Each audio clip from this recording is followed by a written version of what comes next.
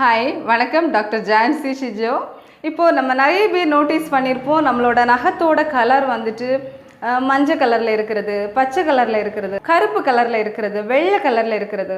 இன்னும் சிலருக்கு பார்த்தோன்னா நல்ல கட்டியாக இருந்துட்டு பொடிஞ்சு பொடிஞ்சு வரும். இதை நம்ம நிறைய பேர் நோட்டீஸ் பண்ணியிருப்போம். இது காரணம் ஏன் இப்படி நம்ம நகம் கலர் கலராக இந்த மாதிரி வருது அப்படின்னா, இது ஒரு ஃபங்கல் இன்ஃபெக்ஷனால் வரக்கூடியது.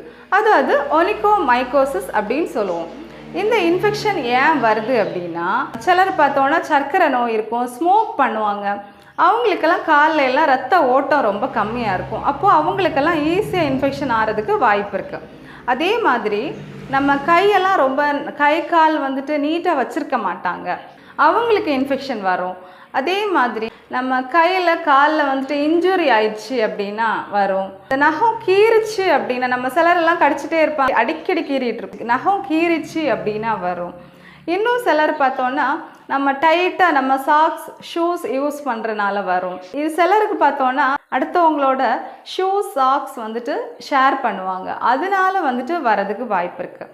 ஸோ நீங்கள் இதை கண்டுக்காமல் விட்டுறாதுங்க. இது ஒரு ஃபங்கல் இன்ஃபெக்ஷனால் வரக்கூடியது. ரொம்ப ஹைஜீனிக்காக வச்சுக்கணும்.